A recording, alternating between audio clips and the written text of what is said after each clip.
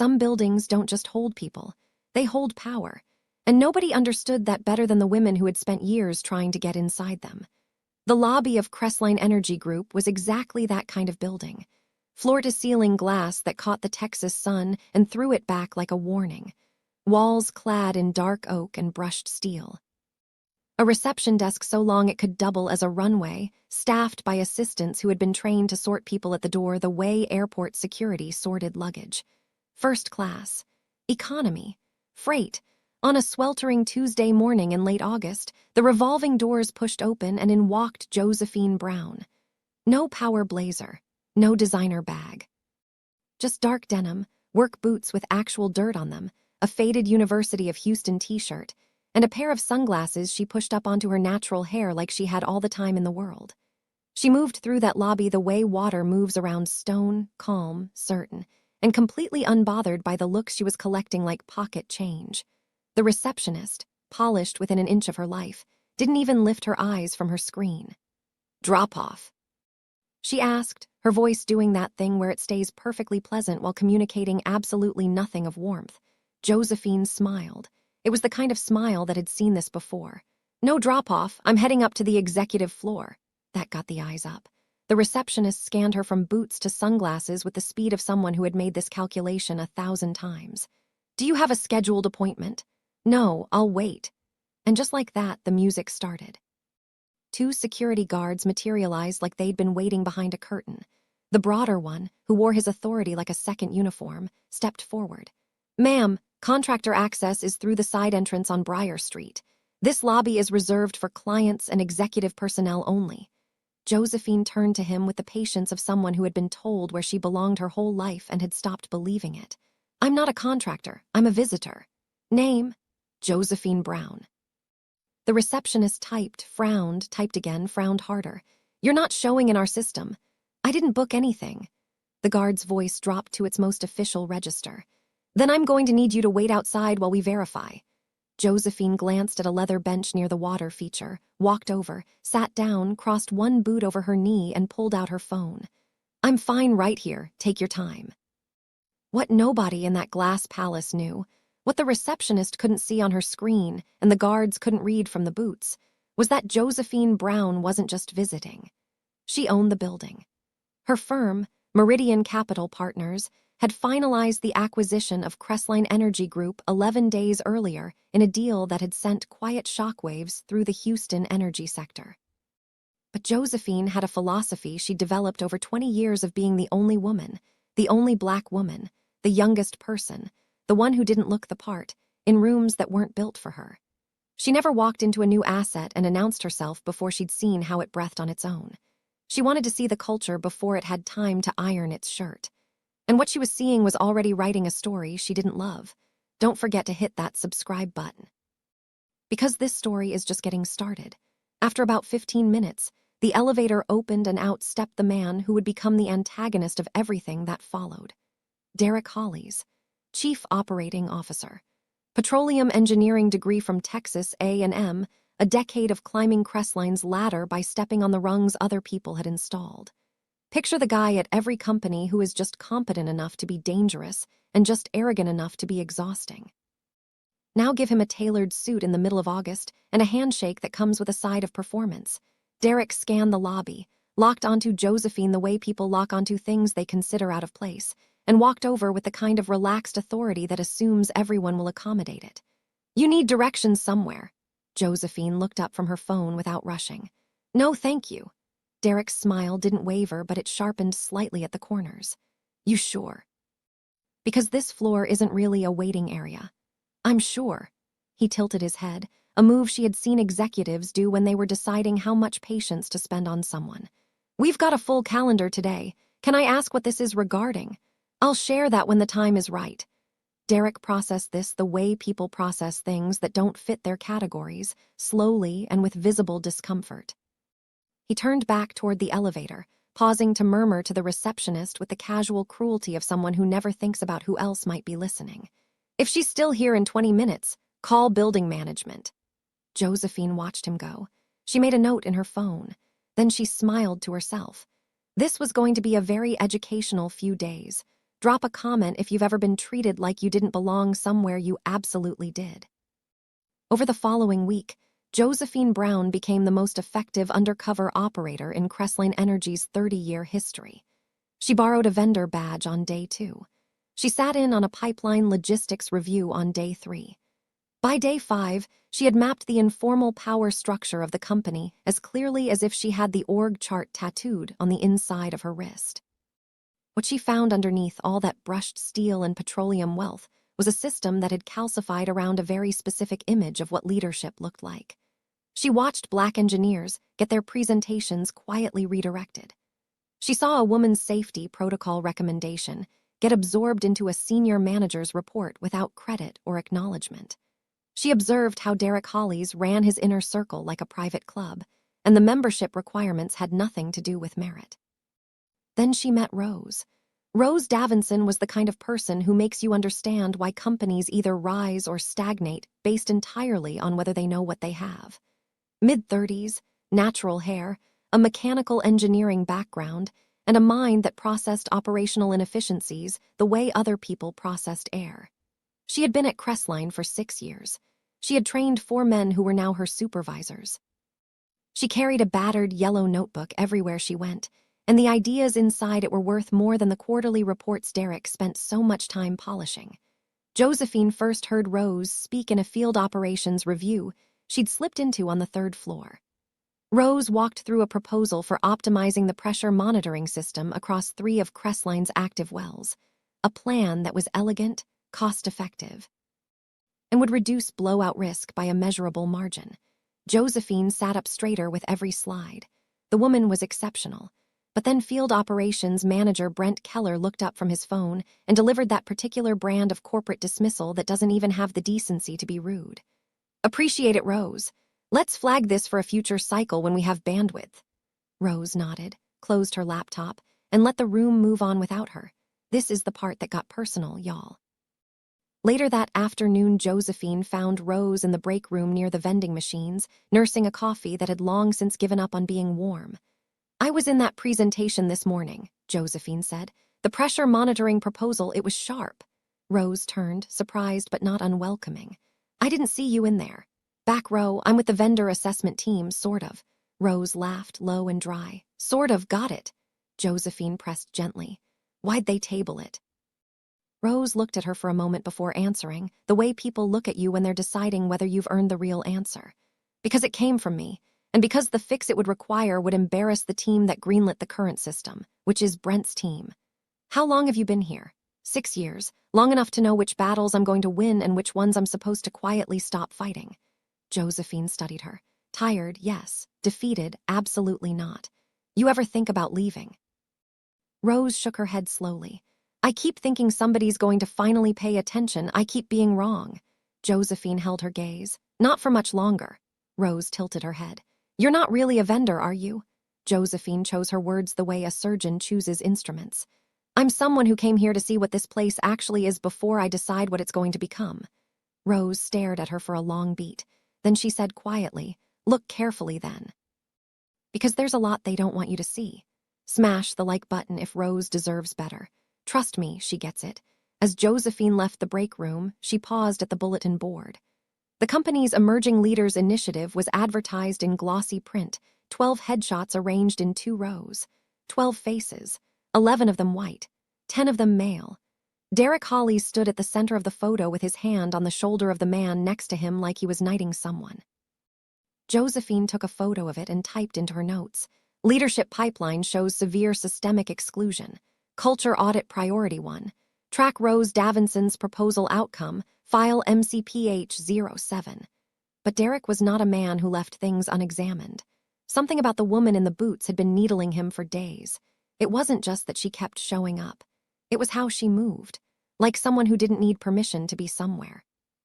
Like someone who already knew what was in the filing cabinets, he made a call. "We ran the access audit you requested." That was Warren Tibbs, head of IT security, a man whose voice always sounded like he was delivering disappointing news. "Your visitor. She's been inside the document management system, historical contracts, field incident reports, the pre-acquisition data room." Derek's hand tightened around his phone. "Is she still in?" No longer active on that session, but she's using elevated credentials tied to an administrative account we don't have a record of creating. Derek stood and started packing. Pull every log. Send everything to legal and HR. We may have an infiltration situation. But it wasn't a security concern driving him. It was fear. And fear in a man like Derek Hollies doesn't make him careful. It makes him aggressive. Rose arrived at work the next morning to find her access card rejected at the operations floor. She spent 40 minutes at HR before a visibly uncomfortable rep named Patricia finally sat her down. "Rose, we've received a concern. There's an allegation that proprietary operational data may have been shared with an unauthorized external party." Rose felt the floor shift under her. "I'm sorry. We're not making any determinations yet, but we've been asked to suspend your system access while we conduct a review of your communications." "By who?" Patricia looked at her badge instead of her eyes. The request came from Derek Hollies' office. That afternoon, Rose found Josephine near the building's side exit, leaning against the wall looking at something on her phone. Rose's voice was controlled but barely. "You may have just ended my career." Josephine looked up, and something in her face shifted. "Tell me what happened." "Hollies flagged me, said I leaked files to an outside party. HR pulled my access and they're auditing my emails." Josephine's jaw set. "You didn't leak anything." "Doesn't matter, does it? They've already decided the story, and I'm the one who ends up in the footnote." "I'm going to fix this." Rose laughed, not with humor. "You keep saying things like that and you still haven't told me who you are." Josephine paused. Then she said, with the weight of someone who has been sitting on something too long, "I'm someone who bought this company, and I'm about 10 days from proving it." Rose stared at her, really stared. "Then hurry up," she said, "before they find a way to make sure none of this looks like what it actually is.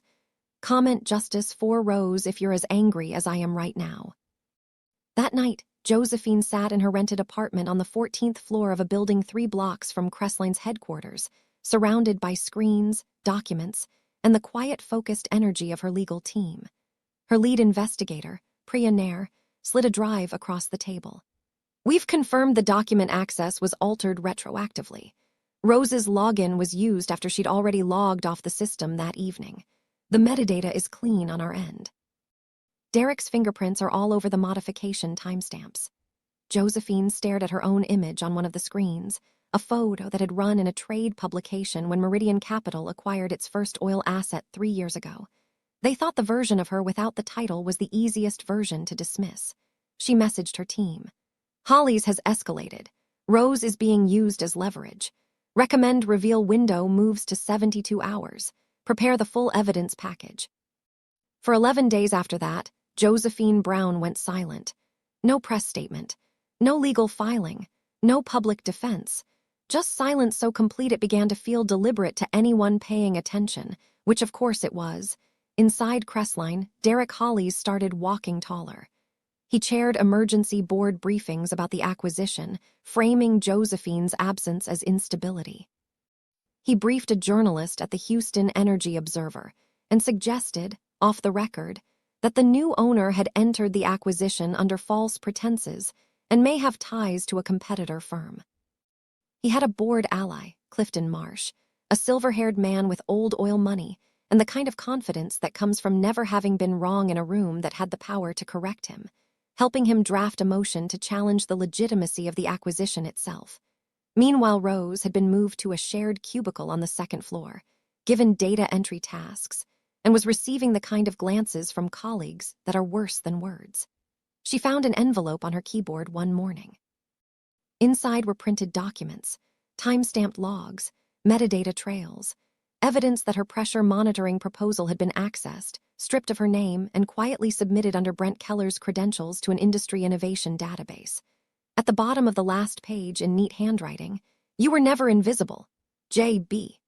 She met Josephine that afternoon at a co-working space by the river, all glass walls and clean lines, nothing like the Crestline lobby's performance of importance. Josephine sat at a table with a laptop and a very large coffee, looking like someone who had been waiting for this specific moment for a very long time. "I thought you'd disappeared," Rose said. "I was quiet," Josephine replied. "There's a difference."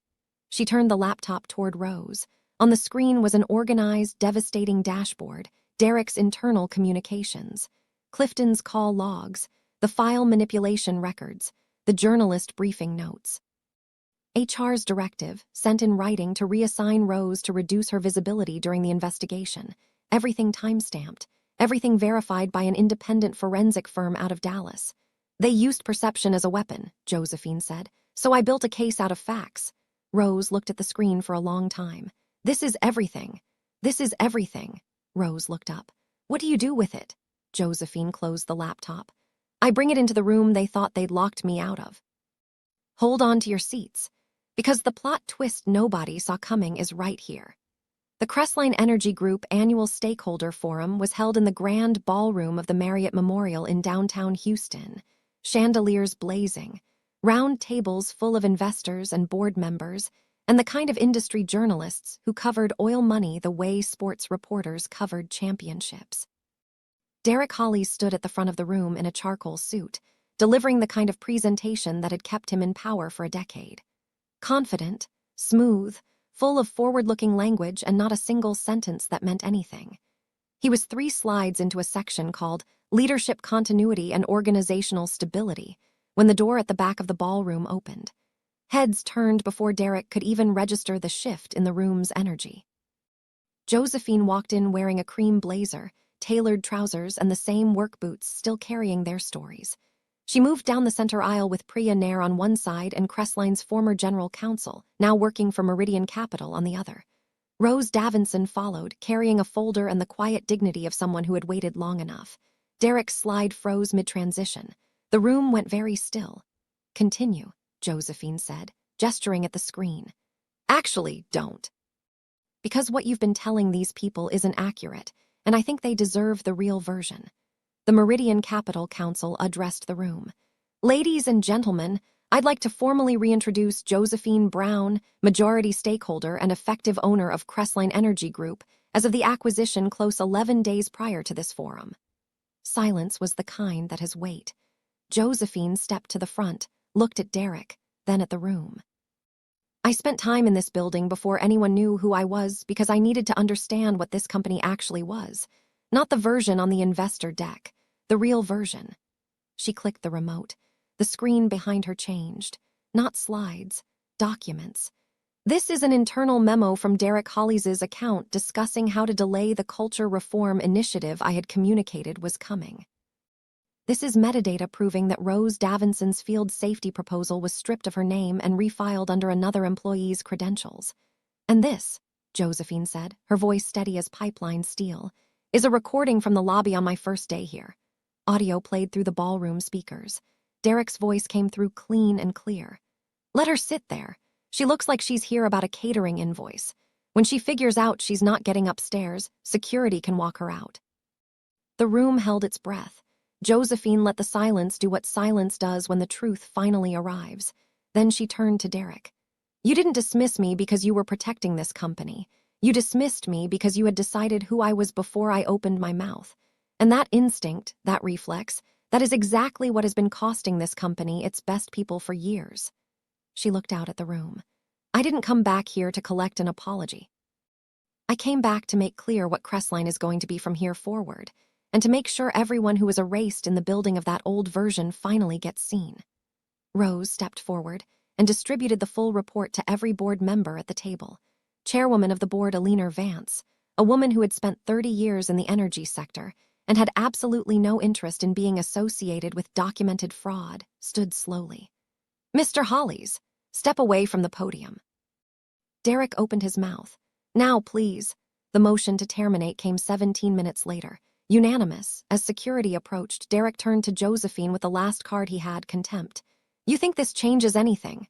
Josephine regarded him the way you regard something that used to look bigger than it was. No, Derek, I think it starts something. That's different. She turned back to the room. She didn't watch him leave, and here's the part nobody in that ballroom knew was coming. At the investor appreciation dinner 3 weeks later, Josephine took the stage for what the room assumed would be a victory speech. Instead, she said this. I want to tell you something I've kept close until now, not to be dramatic, because the lesson it carried needed to arrive before the explanation. She paused. I didn't find Crestline Energy in a portfolio spreadsheet. I chose it specifically, because I knew what was happening inside it long before I walked through those doors. The room was perfectly quiet. Derek Hollies' longtime board ally, Clifton Marsh, was a founding partner in a firm that passed over my mother for a senior engineering role 31 years ago. She was the most qualified applicant. She didn't get the job. I grew up watching her rebuild her career from that. I grew up understanding exactly what this industry does to people it decides don't fit the image. She looked out at the room. I didn't acquire Crestline to settle an old score. I acquired it because I know this industry has the resources, the reach, and the responsibility to do something different. And because sometimes the person best positioned to change a broken system is the one who was never supposed to be let inside it. When the applause came, it rose all at once, the kind that isn't about performance. It was recognition. 6 months later, Crestline Energy Group looked the same from the outside. Same towers of glass and steel on the Houston skyline. Same company name on the building directory. But inside, the architecture of power had been rebuilt from the load-bearing walls up. Rose Davinson now held the title of Director of Field Operations Innovation. Her pressure monitoring system had been implemented across 5 active sites and had already prevented 2 significant safety incidents. The Emerging Leaders Initiative had been dissolved and replaced with a merit-based advancement program with an independent review panel. The new headshots on the wall looked like the actual workforce. Derek Hollies had taken a consulting position with a firm in another state. Clifton Marsh had resigned from the board the week the evidence package was released. The Houston Energy Observer ran a feature on Josephine 3 months later, and the photo was her on a well site, hard hat on, looking straight into the camera like she had arrived exactly where she intended to be. The company's employee satisfaction index rose 42 points in the first quarter under the new structure. Retention in the engineering division, historically the leakiest part of the organization, held for the first time in 7 years. And on a warm October evening, Josephine stood on the rooftop terrace of the Crestline building, the city spread out below her like a circuit board lit up and humming. Rose found her there. "Why didn't you just walk in on day one and tell them who you were?" Rose asked. Josephine was quiet for a moment, watching a plane cross the skyline. "Because the moment I said the title, everyone would have adjusted, put on their best behavior, shown me the version of themselves they wanted me to fund." She turned to Rose. "I needed to see the version they showed people when they thought it didn't count. And it counted, it always counts." Rose leaned on the railing. "You know they're going to write articles about how you did this. Business schools are going to make case studies." Josephine smiled. "Let them, just make sure your name is in every single one." Rose laughed. "Already sent the notes to the reporter. And that is how you change an industry." This isn't just a story about one woman going from the lobby bench to the boardroom. It's about what happens when the people in power underestimate someone so completely that they reveal themselves in full, and the person they underestimated was paying very careful attention. Josephine could have walked in on day one with a legal team, a press release, and a suite reserved at the best hotel in Houston. Instead, she chose to understand the place before she transformed it, because real change doesn't come from announcements. It comes from understanding, and from the kind of patience that looks like stillness until suddenly it doesn't. Rose could have stayed quiet, kept her head below the target line, and waited for the system to maybe, eventually, notice her. Instead, she kept showing up with her yellow notebook and her ideas, and her refusal to accept that the ceiling above her was structural rather than optional. Together, they proved something that industries built on extraction might want to consider.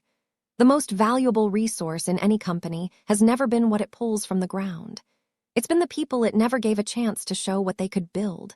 Smash that subscribe button if this story hit different. Drop a comment with HARDHAT CEO if you're ready for more. Share this with someone who needs to hear it today, because somewhere out there is someone sitting on a lobby bench, wearing the wrong outfit for the room they're about to change, just waiting for the world to catch up to what they already know. And when they finally walk to the front of that room, make sure you were never one of the people who told them to use the side entrance. What would you have done in Josephine's position? Tell me in the comments. Ring that notification bell, because the next story is already coming. And until then, remember this. The most dangerous person in any room is the one everyone decided wasn't worth paying attention to.